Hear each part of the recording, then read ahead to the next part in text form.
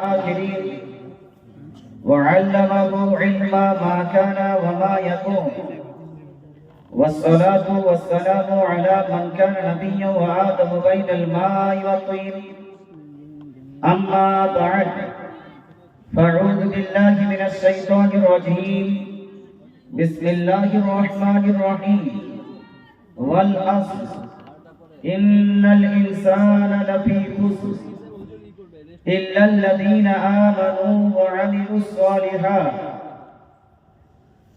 وقال النبي صلى الله عليه وآله وسلم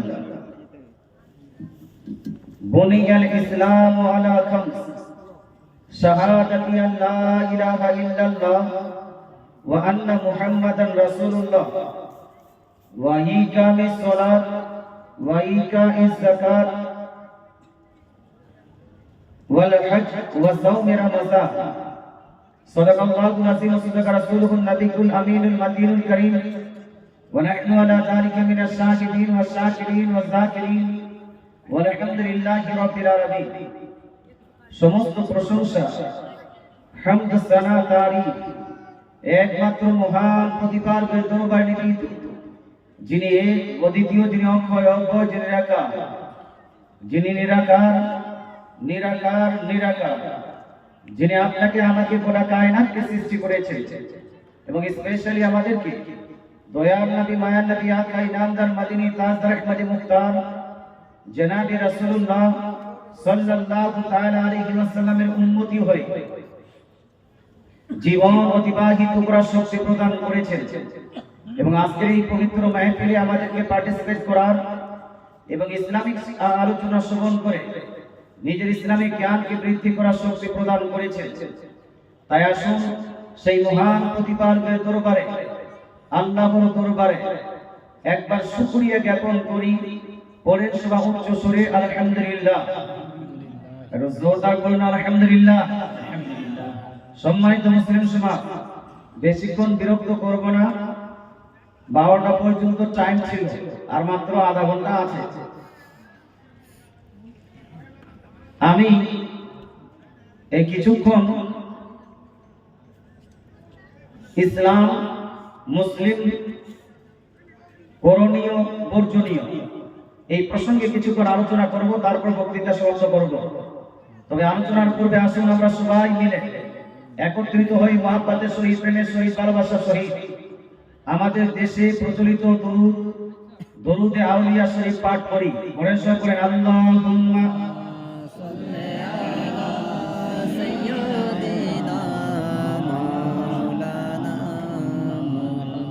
وعلى آل سيدنا সাল্লাল্লাহু তাআলা আলাইহি ওয়া আলিহি ওয়াসাল্লাম। সর্বপ্রথম দরুদ শরীফ পাঠ সংক্রান্ত একটি হাদিস আমার নবী, আপনার নবী, দয়ার নবী, মায়ের নবী ইরশাদ করেন। হাদিসটি ইমাম বুখারীর উস্তাদের উস্তাদ ইমাম আব্দুর রাজ্জাক মুসান্নাফ আব্দুর রাজ্জাকের মধ্যে জিলদ নাম্বার 1 হাদিস নাম্বার 8 পৃষ্ঠা নাম্বার 51 এর মধ্যে ইরশাদ করেন, ক্বালা রাসূলুল্লাহ সাল্লাল্লাহু তাআলা আলাইহি ওয়া আলিহি ওয়াসাল্লাম মান সাল্লা আলাইয়া সালাতা কাতাবাল্লাহু লাহু কিরাতা। দয়ার নবী মায়ার নবী ইরশাদ করেন, কোন ব্যক্তি যদি মহব্বতের সহিত, প্রেমের সহিত, ভালোবাসার সহিত আমার প্রতি মাত্র একবার দরুদ শরীফ পাঠ করে, আল্লাহ তাআলা সেই ব্যক্তির নামায়ে আমলে এক কিরাত নেকি লিপিবদ্ধ করবেন। জোরে বলেন সুবহানাল্লাহ। এক কিরাতটা কি? দয়ার নবী মায়ার নবী ইরশাদ করেন, আল কিরাত মিসলু উহুদ। কিরাত হলো উহুদ পাহাড় সমতুল্য। অর্থাৎ একবার কেউ যদি নবীজির প্রতি দরুদ শরীফ পাঠ করে, তার নামায়ে আমলে উহুদ পাহাড় সমতুল্য আপনার নেকি লিপিবদ্ধ করা হবে। জোরে বলেন সুবহানাল্লাহ। এই জন্য সুন্নি মুসলমান আমরা মিলাদ করি, ফাতিহা করি, জুলুস করি, উরুস করি, জালসা করি, জীবনী করি, অথবা অন্য কোনো মাহফিল যেটা ইসলামের সঙ্গে সম্পর্কিত, প্রত্যেকটা মাহফিলে আমরা নবীজি সাল্লাল্লাহু তাআলা আলাইহি ওয়াসাল্লামের প্রতি দরুদ শরীফ অবশ্যই পড়ি। কিছু মানুষ এই দরুদকে নিয়ে ব্যঙ্গ করে, ক্রিটিসাইজ করে, গালি দেয়, গানের সঙ্গে তুলনা করে, ইভেন মেয়েদের ছায়ার সঙ্গে তুলনা করে থাকে। শুনে রাখেন, যদি কোনো ব্যক্তি দরুদ শরীফ না পড়ে মুসলমান দরুদ শরীফকে ব্যঙ্গ করে ক্রিটিসাইজ করে, দরুদ শরীফকে গানের সঙ্গে তুলনা করে, বলেন তো দুনিয়াবি গান করা ভালো না খারাপ? হালাল না হারাম? বুঝেন না আপনারা নাকি? হালাল না হারাম? হারাম। জায়েজ না না জায়েজ? আর দরুদ পড়াটা জায়েজ না না জায়েজ? দরুদ পড়া যায়। দরুদ পড়া হালাল না হারাম? এটা হলো হালাল। দরুদ পড়া বৈধ না অবৈধ? এটা হলো বৈধ।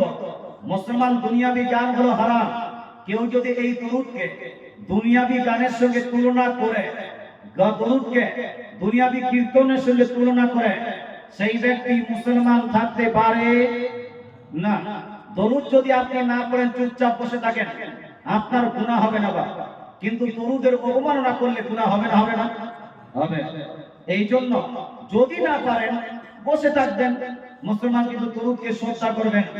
দরুদ ছেড়ে দেওয়া যাবে না, দরুদকে ভুলা যাবে না, দরুদের অবমাননা করা যাবে না। আল্লাহ তাআলা রাসূল ইরশাদ করেছেন, হাদিসটি সুনান ইবনে মাজাহ জিলদ নম্বর 1 হাদিস নাম্বার 926 এর মধ্যে লিখিত আছে। রাসূলুল্লাহ সাল্লাল্লাহু তাআলা আলাইহি ওয়াসাল্লাম ইরশাদ করেন, মান নাসিয়া সালাতা আলাইকা খাতিয়া তারিকাল জান্নাহ। যদি কোনো ব্যক্তি আমার প্রতি দরুদ পাঠ করা ছেড়ে দেয়, যদি কোনো ব্যক্তি আমার প্রতি দরুদ পাঠ করা ভুলে যায়, যদি কোনো ব্যক্তি আমার প্রতি দরুদ পড়াকে বাদ দিয়ে দেয়, রাসূলুল্লাহ বলেছেন এই জান্নাতের রাস্তাকে বাদ দিয়ে দিয়েছে, এই জান্নাতের রাস্তাকে ছেড়ে দিয়েছে। অথবা জান্নাতে, অর্থাৎ যদি জান্নাতের পাটলিতে থাকতে হয়, জান্নাতের রেল লাইনে থাকতে হয়, জান্নাতের রাস্তায় যদি থাকতে হয়, দরুদ ভুলা চলবে না? দরুদ ভুলা চলবে না। তাই একবার আর দরুদ শরীফ পড়ি, আল্লাহুম্মা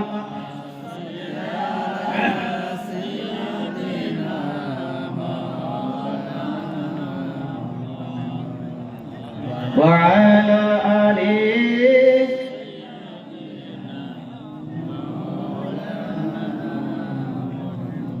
কেউ উঠাউঠি করবেন না বাবা, আধা ঘন্টা মনোযোগ সহকারে ওয়াজ শুনুন।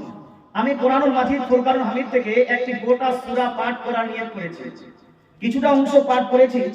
আল্লাহ তাআলা এই সূরা নাযিল করেছেন রাসূল করিম সাল্লাল্লাহু তাআলা আলাইহি ওয়াসাল্লামের প্রতি। এই সূরার নাম হলো সূরাতুল আসর। সূরাতুল আসর। সূরাতুল আসরে আল্লাহ তাআলা বলেন ওয়াল আসরি, আল্লাহ বলছেন যুগের শপথ, সময়ের কসম করে বলে। কসম খাচ্ছেন কে? আল্লাহ। শপথ করছেন কে? আল্লাহ। কিসের শপথ করছেন? যুগে, টাইমে, ওয়াক্তে। মুসলমান আল্লাহ তাআলা অনেক ওয়াক্ত বানিয়েছেন। মুসলমান যুগ অনেক বানিয়েছেন। আদম আলাইহিস সালামের যুগটা আলাদা, মুসা আলাইহিস সালামের যুগটা আলাদা, ইব্রাহিম আলাইহিস সালামের যুগ আলাদা, নূহ আলাইহিস সালামের যুগ আলাদা, আপনার দাউদ আলাইহিস সালামের যুগ আলাদা। বিভিন্ন রকম যুগ এই দুনিয়াতে অতিবাহিত হয়েছে। মুসলমান প্রশ্ন হলো আল্লাহ তাআলা কোন সময়ের শপথ খাচ্ছেন, কোন যুগের শপথ খাচ্ছেন? তো মুফাসসিরগণ বলেন এখানে যুগ বলতে মুহাম্মদ সাল্লাল্লাহু তাআলা আলাইহি ওয়াসাল্লামের যুগকে বোঝানো হয়েছে, আল্লাহ তাআলার নবীর সময়কে বোঝানো হয়েছে। অর্থাৎ আল্লাহ তাআলা বলেন ওয়াল আসরি, মুহাম্মদ সাল্লাল্লাহু আলাইহি ওয়াসাল্লামের যুগের শপথ, ইন্নাল ইনসানা লাফি খুসর, নিশ্চয়ই মানুষ আছে বড় বিপদে। মানুষ আছে বড় বিপদে। ইন্নাল ইনসানা লাফি খুসর, নিশ্চয়ই মানুষ হলো ক্ষতিগ্রস্ত। মুসলমান এই মানুষকে সৃষ্টি করেছেন কে?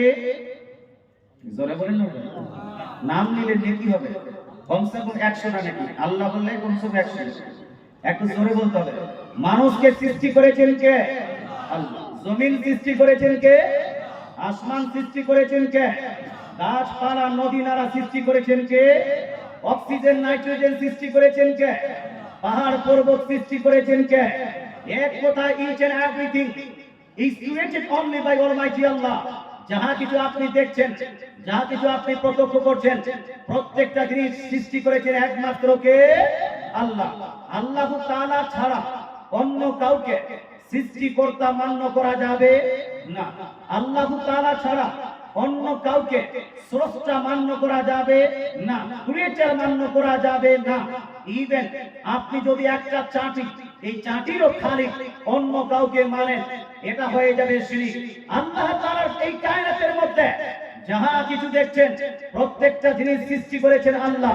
বলেন তো, যদি আল্লাহ তাআলা সৃষ্টি করেন এই মানুষকে, এই মানব দানবকে, এই গাছপালা নদী নালাকে, এই পাহাড় পর্বতকে আল্লাহ থেকে বেশি কেউ চিনতে পারেন?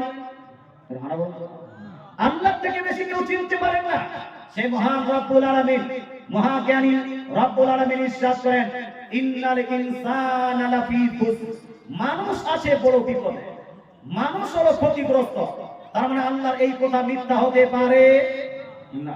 হে মুসলমান, এখানে একটা সিম্পলি প্রশ্ন করি, প্রশ্ন হলো এই যে আল্লাহ তাআলা কায়নাতে এতগুলো জিনিস সৃষ্টি করলেন কেন? ফুলের সৃষ্টি আল্লাহ কেন করেছেন? এই স্টেজের সৃষ্টি আল্লাহ কেন করলেন? সূর্যকে আল্লাহ তাআলা কেন বানিয়েছেন? চন্দ্রকে আল্লাহ তাআলা কেন বানিয়েছেন? গাছপালা, নদী, নালা, অক্সিজেন, নাইট্রোজেন, গ্যালাক্সি ইত্যাদিকে আল্লাহ তাআলা তৈরি করেছেন কেন? কারণটা কি? What's the reason behind it? এর পিছনে মূল কারণ কি? এর উত্তরে আল্লাহ তাআলা বলছেন সূরা বাকারা আয়াত নাম্বার 29 এর মধ্যে, হুয়াল্লাযী খালাকা লাকুম মা ফিল আরদি জামিআ। জোরে বলে সুবহানাল্লাহ। আল্লাহ তাআলা বলেন হুয়াল্লাযী খালাকা লাকুম মা ফিল আরদি জামিআ। আল্লাহ বলেন তিনি যিনি গোটা কায়নাতের জিনিসকে একমাত্র মানুষের জন্য সৃষ্টি করেছেন। জোরে বলে সুবহানাল্লাহ। কার জন্য ভাই? মানুষের জন্য সৃষ্টি করেছেন। তার মানে আল্লাহ তাআলা সূর্যকে বানিয়েছেন মানুষের জন্য, চন্দ্রকে বানিয়েছেন মানুষের জন্য, গাছপালা নদী নালাকে বানিয়েছেন মানুষের জন্য, পাহাড় পর্বতকে বানিয়েছেন মানুষের জন্য। মুসলমান মানুষ মানে আপনার জন্য, আপনার জন্য। আপনি বলেন হুজুর আমার সঙ্গে পাহাড়ের কি সম্পর্ক, আমার সঙ্গে সমুদ্রের কি সম্পর্ক, আমার সঙ্গে পানির কি সম্পর্ক, এতগুলো গ্যালাক্সি তৈরি করা আমার জন্য কি দরকার ছিল? এই আপনার গ্রহ নক্ষত্রকে, পাহাড় পর্বত, আপনার গাছপালাকে আল্লাহ আমার জন্য কেন সৃষ্টি করলেন? আমার তো প্রয়োজন নাই। তো ভাই একটু যদি আপনি ভাবেন প্রয়োজন আপনার আছে, মুসলমান পৃথিবীর কোন জিনিসটা সরিয়ে দিলে আপনার লাইফটা কমফোর্টেবল হবে? পৃথিবী থেকে যদি গাছপালা সরিয়ে দেওয়া যায় আপনি জীবিত থাকতে পারবেন? পারবেন? পৃথিবী থেকে যদি গাছপালা সরিয়ে দেওয়া যায় আপনি জীবিত থাকতে পারবেন না। পৃথিবী থেকে যদি পানি সরিয়ে দেওয়া যায় আপনার জীবন কমফোর্টেবল হবে না। পৃথিবী থেকে যদি অক্সিজেন আর নাইট্রোজেনকে শেষ করে দেওয়া যায় মানুষ বাঁচতে পারবে না। পৃথিবীতে যদি পাহাড়গুলোকে ধ্বংস করে দেওয়া যায়, পাহাড় যদি না থাকে জমিন হিলতে থাকবে। জমিনকে স্থির রাখার জন্য, জমিনকে আটকিয়ে রাখার জন্য আল্লাহ তাআলা পাহাড়ের খুঁটি লাগিয়ে দিয়েছেন। তারে বোঝা গেল মানুষের জীবনকে কমফোর্টেবল করার জন্য, আপনার লাইফকে সেটেল করার জন্য এতগুলো জিনিসের আপনার প্রয়োজন আছে। এই জন্য আল্লাহ তাআলা গোটা কায়নাতকে সাজিয়েছেন একমাত্র আপনারই জন্য। জোরে বলেন সুবহানাল্লাহ। কার জন্য ভাই? মানুষের জন্য। কিসের জন্য? মানুষের জন্য। আচ্ছা, পাহাড় বানিয়েছেন আল্লাহ মানুষের জন্য না মানুষকে বানিয়েছেন পাহাড়ের জন্য? কোনটা হলো? পাহাড় বানিয়েছেন মানুষের জন্য। দাম কার বেশি হলো? পাহাড়ের বেশি দাম না মানুষের বেশি দাম? এই ধরে বলুন না, মানুষের দাম বেশি। পাহাড়কে বানিয়েছেন আল্লাহ মানুষের জন্য, তার মানে পাহাড় অপেক্ষা মানুষের দাম বেশি। চন্দ্র বানিয়েছেন আল্লাহ তাআলা মানুষের জন্য, এই জন্য চন্দ্র অপেক্ষা মানুষের দাম বেশি। সূর্যকে বানিয়েছেন আল্লাহ তাআলা মানুষের জন্য, এই জন্য সূর্য অপেক্ষা মানুষের দাম বেশি। এক কথায় আল্লাহ তাআলা যতগুলো জিনিস সৃষ্টি করেছেন মানুষের জন্যই যেহেতু সৃষ্টি করেছেন, তাই ওই জিনিসগুলোর দাম তো মানুষের দাম সব থেকে বেশি না? সব থেকে বেশি। মুসলমান, এবার আমি আপনাদেরকে, যুবকদেরকে, বৃদ্ধদেরকে, বয়স্ক বাবাজিদেরকে জিজ্ঞেস করতে চাই, এই মেয়েরা মানুষ হয় কিনা? মেয়েরা বুঝতে পারলেন না? মহিলারা মানুষ না মানুষ না গরু ছাগল? বলুন, মহিলারা মানুষ না গরু ছাগল? মুসলমান, গরুর দাম কম মানুষের দাম বেশি, ছাগলের দাম কম মানুষের দাম বেশি। মুসলমান, গোটা পৃথিবীতে সব থেকে দামি বস্তু হলো মানুষ। প্রশ্ন হলো মেয়েরা মানুষ হয় কিনা? একবার জোরে উত্তর দিতে হবে। মানুষ। যদি মেয়েরাও মানুষ হয় বরং তো পাহাড়ের দাম বেশি না একটা মেয়ের দাম বেশি? কার দাম বেশি? আপাচির দাম বেশি না একটা মেয়ের দাম বেশি? একটা মারুতির দাম বেশি না একটা মেয়ের দাম বেশি? হীরা জহরাতের দাম বেশি না একজন মেয়ের দাম বেশি? গোটা পৃথিবীর ডায়মন্ডকে, গোটা পৃথিবীর গোল্ডকে, সোনাকে, সিলভারকে, হীরা জহরাতকে একদিকে যদি করা হয় আর একটা মেয়েকে যদি একদিকে করা হয় গোটা পৃথিবীর সম্পদ থেকে একটা মেয়ের দাম অনেক বেশি। জোরে বলে সুবহানাল্লাহ, জোরে সুবহানাল্লাহ। এই জন্য তো আল্লাহ তাআলা রাসূল সারা বিশ্বের নবী আল্লাহর নামদার মাদিনী তাজদারে ইরশাদ করেন মিশকাত শরীফ জিল নাম্বার 2 এর মধ্যে চ্যাপ্টার অফ নিকাহের মধ্যে রাসূলুল্লাহ স্পষ্ট ভাষায় ইরশাদ করেছেন আর দুনিয়া কুল্লুহা মাতা ওয়া খায়রু মাতা'id দুনিয়া আল মারআতু সালিহা। আল্লাহ তাআলা রাসূল বলেন গোটা কায়নাতকে আল্লাহ তাআলা তোমাদের জন্য সম্পদ বানিয়েছেন, তোমাদের জন্য প্রপার্টি বানিয়েছেন, কিন্তু এই গোটা কায়নাতের মধ্যে সবথেকে দামি বলেন তোমার নেককার স্ত্রী। ধরে বলে সুবহানাল্লাহ। সবথেকে দামি কে জি? স্ত্রী না, বলে স্ত্রী। দেখেন স্ত্রী আর স্ত্রীর মধ্যে পার্থক্য আছে কি না? আছে না? সবথেকে দামি আপনার স্ত্রী। সুতরাং ভাই চাঁদের সঙ্গে আপনার স্ত্রীকে তুলনা করার কোনো প্রয়োজন আছে? আছে। দাম কম চাঁদের, কেন চাঁদের সঙ্গে তুলনা করবেন? মসনা সূর্যের সঙ্গে তুলনা কেন করবেন? পাহাড়ের সঙ্গে তুলনা কেন করবেন? ফুলের সঙ্গে কেন তুলনা করবেন? রোজ গোলাপের সঙ্গে কেন তুলনা করবেন?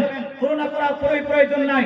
এতক্ষণ পর্যন্ত কোরআন হাদিসের আলোকে আপনাকে আমি বুঝাতে সক্ষম হয়েছি পৃথিবীর সমস্ত সম্পদ একদিকে, একজন মেয়ে একদিকে, দাম একটা মেয়ের বেশি। যদি একটা মেয়ের দাম বেশি হয় কোরআন এবং হাদিসের আলোকে, তাহলে 2 লাখ টাকার জন্য কোন মেয়েকে রিজেক্ট করা যাবে? যাবে? 2 লাখ টাকার জন্য কোন মেয়েকে বাদ দেওয়া যাবে? একটা আপাচি দিবে না বলে একটা মেয়েকে বাদ দেওয়া যাবে? আপনার 5 লাখ টাকা দিবে না বলে মেয়েকে রিজেক্ট করে দিলে এটা কি চলবে? ভাড়া বলুন ভাই, চলবে না। 5 লাখ টাকা কেন এক পয়সাও যদি না দেয় তবুও আপনাকে মেয়েকে বিয়ে করতে হবে। বিয়ের সময় মেয়েদেরকে যৌতুকের কারণে কোনো মেয়েকে বাদ দেওয়া যাবে? যাবে? যাবে? মুসলমান কে কে বুঝতে পেরেছেন একটু হাত তুলে বলুন তো ইয়া রাসূলুল্লাহ। সবাই বুঝতে পেরেছেন? সবাই যখন বুঝতে পারলেন, জ্ঞানী যখন হয়ে গেলেন, তখন আমি আপনাকে বুঝাতে চাই মেয়েদের আপনার বিয়ের সময় যদি আপনি বলেন যে আব্বা, শ্বশুর আব্বা তোমার মেয়েকে তো বিয়ে করব, 2 লাখ টাকা লাগবে, 4 লাখ টাকা লাগবে, 5 লাখ টাকা লাগবে, আমার 14 খানদান আপাচিতে চাপেনি, আমরা যারা কোনো মতই করে করতে পারিনি, ওই আপনার আপাচিতে আপনাকেই দিতে হবে। আমার দাদু থেকে সব যে আমি মারুতিতে চাপবো, অনেক কষ্ট করে পড়াশোনা করিয়েছে, এই মারুতিটা আপনাকেই দিতে হবে। বলুন তো ভাই, বিয়ের সময় চাপাচাপি করে যৌতুক নেওয়া হালাল না হারাম? হারাম না হারাম? এটা বৈধ না বৈধ? কুকুরের মাংস খাওয়া যতটা হারাম, শুকরের মাংস খাওয়া যতটা হারাম, তার থেকে 1000 গুণ কোটি গুণ বেশি হারাম হলো বিয়ের সময় নিজ শ্বশুর আব্বার কাছে যে ডিমান্ড করে যৌতুক নেওয়াটা। আপনারা বুঝতে পারেন? তার থেকে শতগুণ। কারণ কুকুরের মাংস খাবেন, এর অ্যাকশনটা আপনার মধ্যে থাকবে, অন্যদিকে রিঅ্যাকশন করবে না। শুকরের মাংস খাবেন, এটা হারাম শুধু আপনি করলেন, অন্যের দিকে আপনার রিঅ্যাকশনটা যাবে না। কিন্তু আপনি যদি সমাজের মধ্যে যৌতুক নিয়ে থাকেন, আপনি বড় ভাই নিয়েছেন বলে ছোট ভাইয়ের কাছে রিঅ্যাকশন পৌঁছে যাবে। ছোট ভাই বলবে আমার বড় ভাই নিয়েছিল 2 লাখ টাকা, আমি কোনো দিক থেকে যোগ্য কম নই, আমি নিব 3 লাখ টাকা। আপনার ছোট ভাইকে দেখে আপনার বেটা নিবে 5 লাখ টাকা, আপনার বেটাকে দেখে ছোট ভাইয়ের বেটা নিবে 10 লাখ টাকা, ছোট ভাই বেটাকে দেখে আপনার নাতি পোতা নিবে 20 লাখ টাকা। এইরকম রিঅ্যাকশন হতেই থাকবে। তারপরে শুরু হবে অত্যাচার, তারপরে শুরু হবে জুলুম। যদি আপনার কথা হয়ে থাকে আপাচি, হয়ে থাকে 10 লাখ টাকা, তারপরে মেয়ের বাবা যদি 10 লাখ টাকা না দিতে পারে, মাঝে মধ্যে খোটা দিবে আপনার মা আপনার স্ত্রীকে, তোমার বাপ ওয়াদা করেছে, ওয়াদা খেলাপি করেছে, ওয়াদা ভঙ্গ করেছে, তোমার বাপ হলো মুনাফিক, 2 লাখ টাকা দিয়েছে, 8 লাখ টাকা বাকি আছে। মেয়ে না তো বাপকে বলতে পারছে না, তোমার কথা তোমার মায়ের কথা সহ্য করতে পারবে। অবশেষে এই মেয়ে আত্মহত্যাও করে না? করে না? অবশেষে এই মেয়ে আত্মহত্যা করে। অনেক এমন নিউজ পেপার পাওয়া যায় যেখানে শোনা যায় যে যৌতুকের আপনার জুলমের কারণে এক মেয়ে নিজের উপরে আপনার কেরোসিন তেল লাগিয়ে আপনার আত্মহত্যা করেছে, কেউ বিষ পান করে আত্মহত্যা করেছে, কেউ আপনার ফাঁসি লটকিয়ে আত্মহত্যা করেছে। যৌতুকের চাপে পড়ে মেয়ে অনেক আত্মহত্যা করে থাকে। শুনুন, দাদু আপনাকে বলতে চাই, আপনার বিয়ের সময় বেশি না 10,000 টাকা ডিমান্ড করেছিলেন, সেই সময় কেউ আত্মহত্যা করেনি। আপনার এই মিরপাড়া গ্রামে কেউ আত্মহত্যা করেনি, কিন্তু আপনার পাকিস্তানে অথবা বাংলাদেশে অথবা নেপালে অথবা ভুটানে অথবা আপনার ইংল্যান্ডে কোন মেয়ে এই যৌতুকের চাপে পড়ে আত্মহত্যা করেছে। আত্মহত্যা করার কারণে ওই মেয়েটার যতটা গুনাহ হয়েছে সম পরিমাণ গুনাহ আপনারও হবে।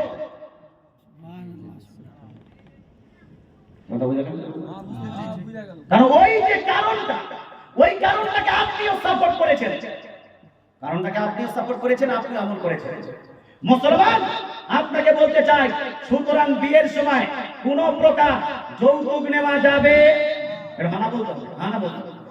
বিয়ের সময় কোন প্রকার যৌতুক নেওয়া যাবে, বিয়ের সময় কোন প্রকার ডিমান্ড করা যাবে, বিয়ের সময় কোন প্রকার শ্বশুর আব্বার কাছে আপনার জোর জবরদস্তি করে টাকা পয়সা গাড়ি বাড়ি নেওয়া যাবে না। যারা শুনেছেন, যারা শুনলেন, বুঝতে পারলেন আর আগামীতে আমল করার চেষ্টা করব, এই রকম ধারণা, আমি বিয়ে করলে যৌতুক নিব না, আমার ছেলে বিয়ে দিলে যৌতুক নিব না, রাসূলের হাদিসের উপর আমল করব, কোরআনের হাদিসের উপর আমল করব, কোরআনের উপর আমল করব, রাসূলের হাদিসের উপর আমল করব। যারা নিবেন না ওয়াদা করছেন তারা একটু হাত তুলে বলুন ইয়া রাসূলুল্লাহ। অনেকগুলো মানুষ হাত উঠায়, জি সবাই নেবেন মুসলমান, জি আপনারা নেননি, নগদ দিয়ে এসেছেন মোহরানা, খুব ভালো করেছে না। অনেকে আছে নেই, অনেকে আছে এখানে নেইনি, কিন্তু আস্তে আস্তে বাড়ছে না। মিরপাড়াতে এর আগে পাবজি ছিল না, পাবজি চালু হলো না। এর আগে ফ্রি ফায়ার ছিল না, চালু হলো না। এর আগে সুদ ছিল না, সুদ চালু হয়েছে কি হয়নি? ঘুষ ছিল না, ঘুষ চালু হয়েছে কি হয়নি? বেবিচারি ছিল না, বেবিচারি চালু হয়েছে না হয়নি? 3-4 মা ইউ পালিয়ে গেছে, এখানে না, হ্যাঁ, নিজের স্ত্রীকে রেখে দিয়ে পত্র স্ত্রীকে নিয়ে পালিয়ে গেছে। এখানে নাই, এখানে তো সব মনে হচ্ছে এক্ষুনি আসমান থেকে নাজিল হয়ে। মুসলমান, আপনাকে বলতে চাই, আগামীতে যেন না নেয়, এই জন্য বলছি, যৌতুক সমাজের মধ্যে একটি কলঙ্ক, আর বিশেষ করে শিক্ষিত সমাজ এরাও আজকে যৌতুকের সঙ্গে জড়িত হয়ে আছে।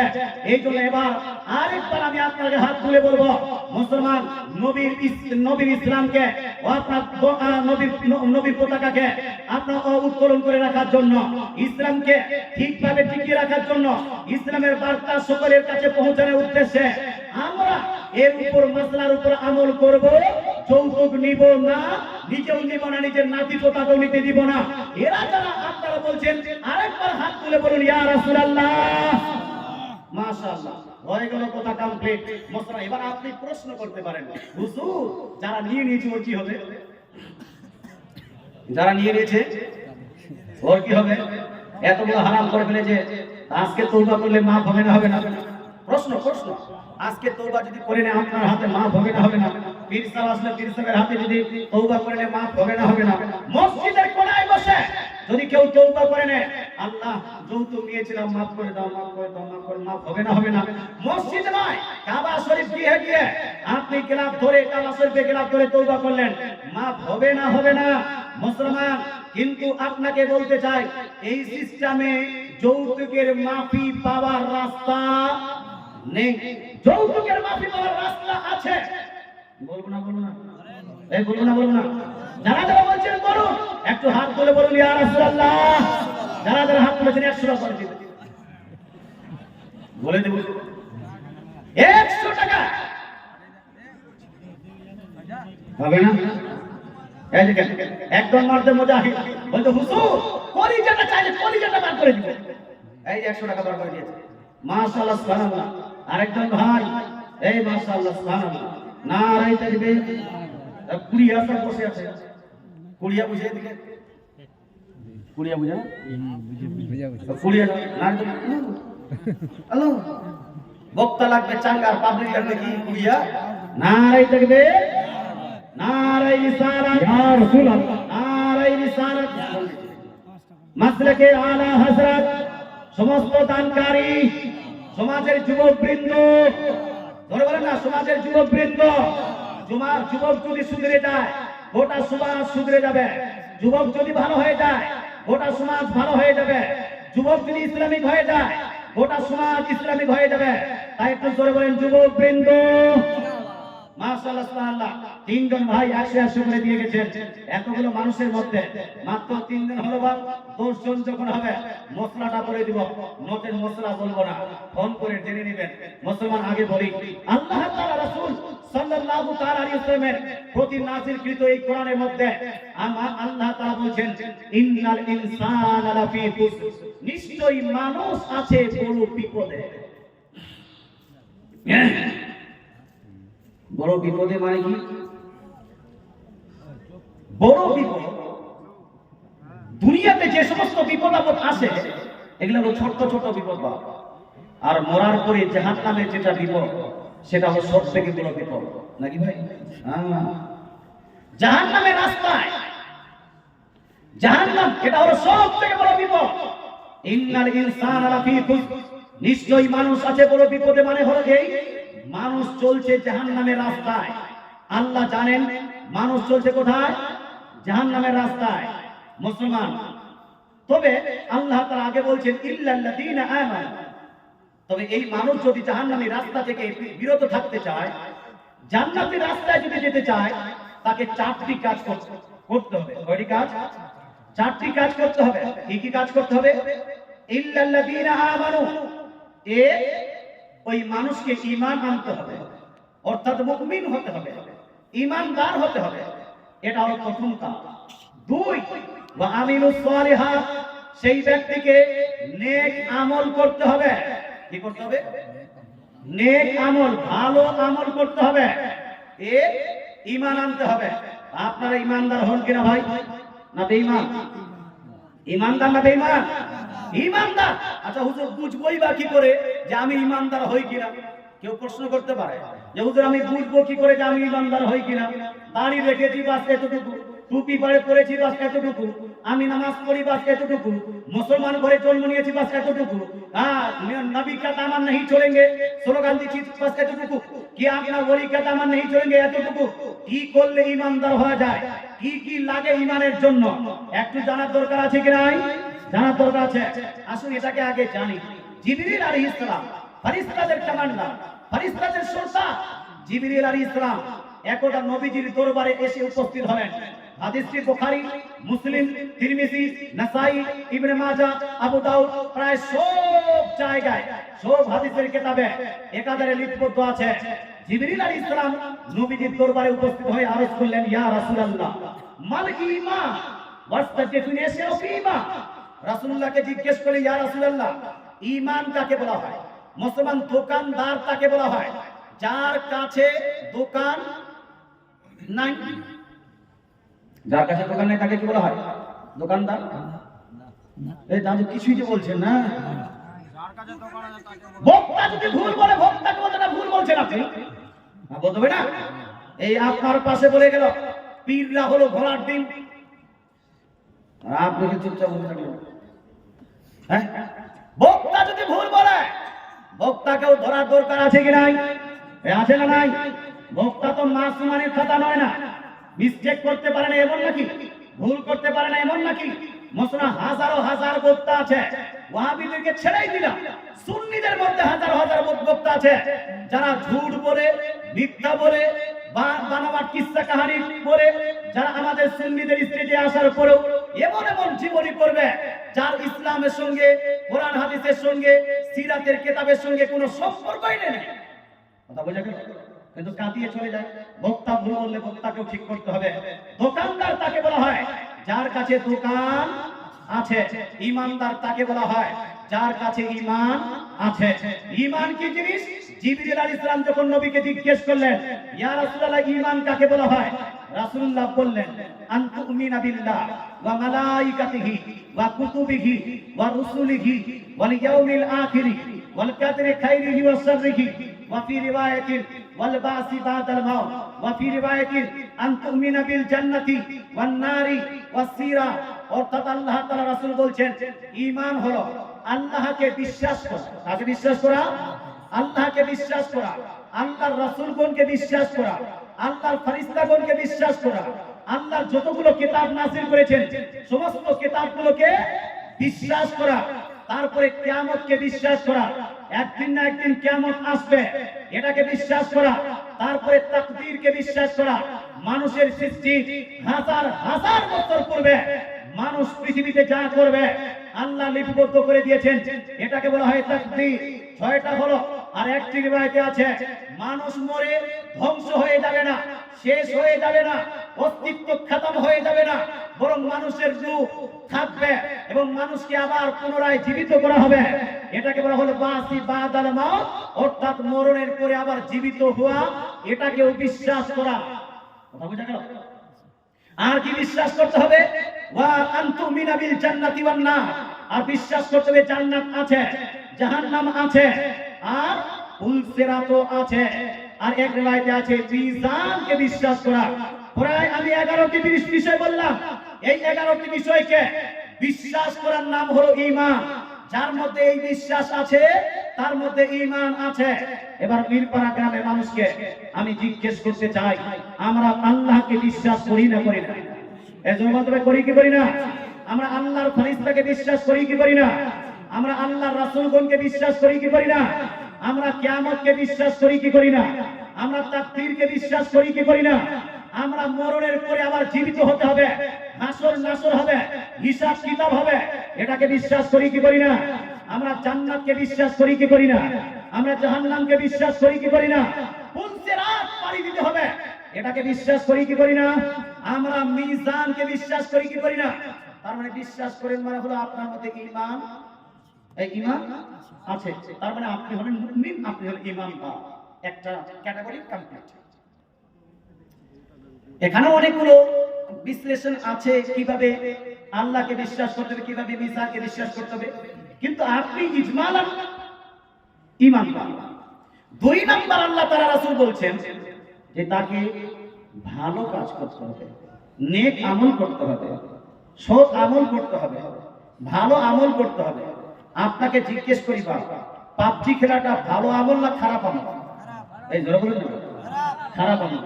আল্লাহ তাআলা ভালো আমল করতে বলেছেন। খারাপ আমলকারী যদি হয় এ থাকবে বিপদে। খারাপ আমল কেউ যদি করে এ যাবে জাহান্নামে। খারাপ আমল কেউ যদি করে এ জাহান্নামের পথে চলবে। পাবজি খেলাটা ভালো আমল নয়, এটা হলো খারাপ আমল। পাবজি খেলাটা জায়েজ নয়, এটা হলো হারাম। আর ফ্রি ফায়ার ভালো আমল না খারাপ আমল? আচ্ছা, ফ্রি ফায়ার পাবজি প্রসঙ্গে তো অনেক শুনলাম। আসেন ক্যারাম বোর্ড খেলাটা, এটা ভালো আমল না খারাপ আমল? জোরে বলতে হবে। খারাপ মানে কি বাদ দিতে হবে না বেশি বেশি করতে হবে? বাদ দিতে হবে। তারপর লুডু খেলা, এমনিতে আগে কাগজের লুডু ছিল, এখন মোবাইলের লুডু। 3 দিকে 3 জন বা 4 দিকে 4 জন বসে গেছে। মুসলমান বন্ধু কম্পিটিশন করে নিয়েছে, যারা জিতবে তাকে চা খাওয়াতে হবে, যে হারবে সে খাবে। এইরকম চায়ের দোকানে বসে আড্ডা করে আপনি লুডু খেলছেন। এই লুডু খেলাটা হালাল না হারাম? হারাম। মুসলমান লুডু খেলাও হারাম হয়ে গেল। এবার আমি আপনাকে আর কয়েকটা গেমের কথা বলছি। রেমি গেম, যেটা মোবাইলে খেলা হয়, এখানে টাকা পাওয়া যায় খেলতে গেলে, এটা হালাল না হারাম? এটাও হারাম। মুসলমান তারপরে কি বলছে, ড্রিম 11। ড্রিম 11 মানে গেমসে, অর্থাৎ ক্রিকেটের টাইমে আপনি টাকা লাগিয়ে আপনার টাকা লাগিয়ে কিছু প্রশ্ন উত্তর দিবেন। এই যে খেলাটা, এখানে 1 করোড় জিততে পারেন, 2 করোড় জিততে পারেন, 4 করোড় 10 করোড় জিততে পারেন, মোবাইল জিততে পারেন। এই আশাতে আপনি সেই খেলাতে অংশগ্রহণ করলেন। সেই খেলাটা হালাল না হারাম? এগুলো না হালাল না হারাম? হারাম।